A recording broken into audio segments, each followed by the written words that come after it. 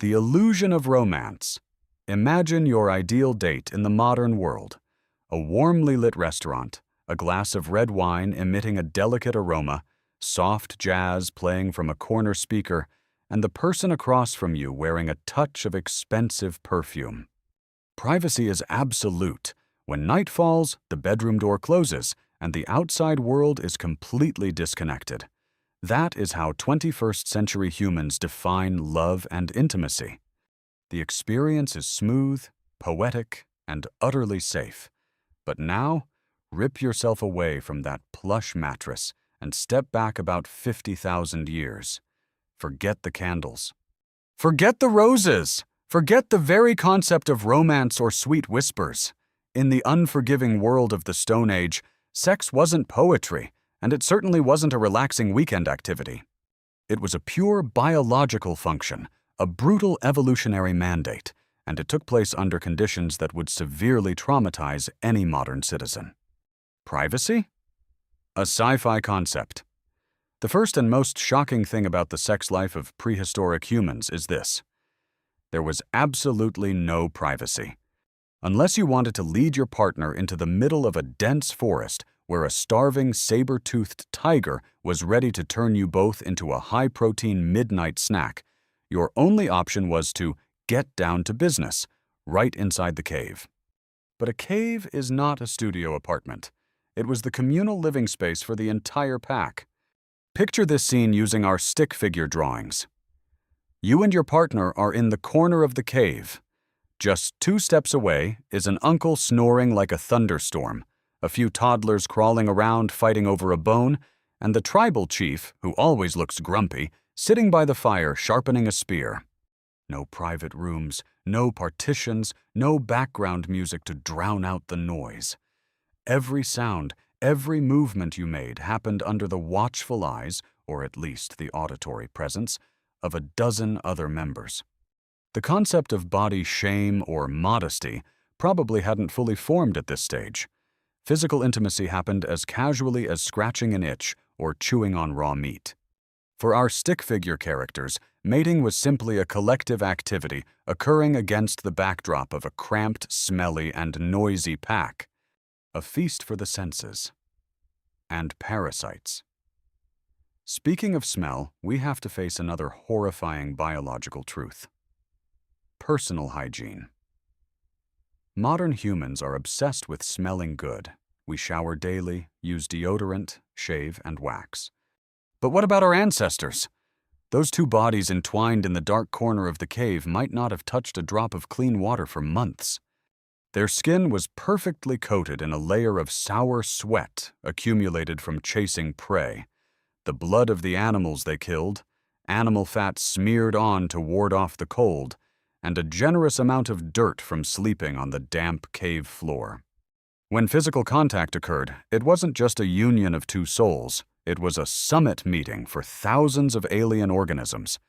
Lice, fleas, and pubic lice, living as parasites in the dense hair of one person, would seize this golden opportunity to jump to a new world on the other's body.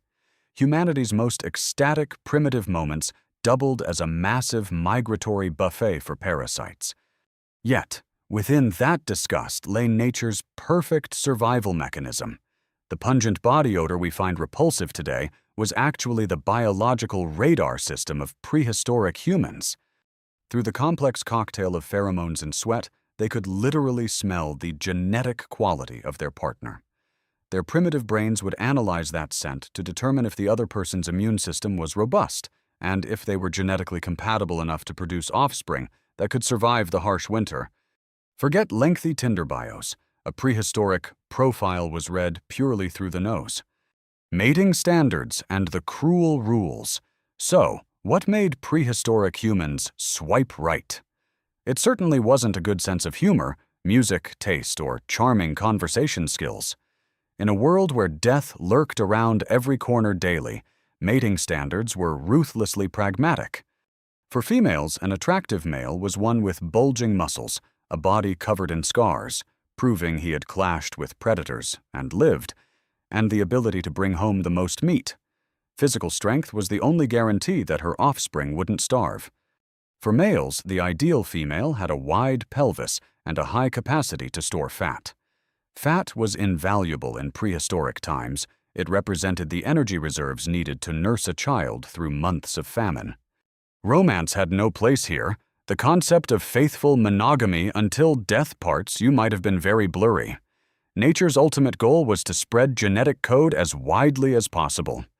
Jealousy certainly existed, as the instinct to protect one's genetic investment is incredibly strong, but it wasn't resolved through tearful breakup texts.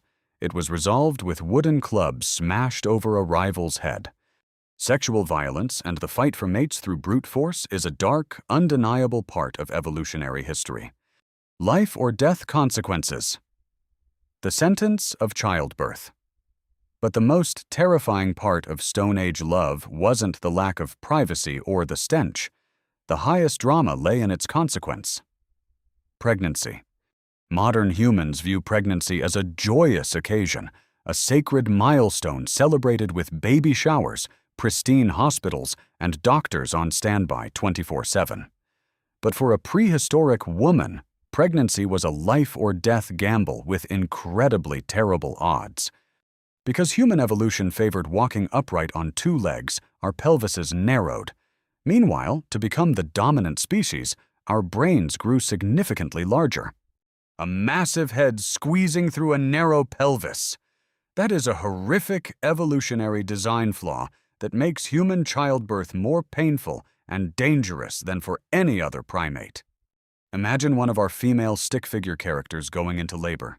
No soft bed, no epidural, no medical forceps. She is writhing on a dirty, sandy cave floor. If the baby is breech, if there's severe hemorrhaging, or if the placenta doesn't detach, the sentence for the mother is singular. Agonizing pain and a slow death from blood loss or infection. A newborn losing its mother in that world was almost guaranteed not to survive. Every intimate encounter in the shadows of the cave carried the looming presence of the grim reaper. Sex was the origin of life, but back then it was also the shortest path to the grave. The entire architecture of prehistoric intimacy was built on the fragile boundary between life and death. It was wild, raw, riddled with parasites, and stalked by danger. Our ancestors didn't have time for romance. They had only one mission programmed by their DNA: keep the species going at all costs, despite the filth, the scarcity, and the sheer terror.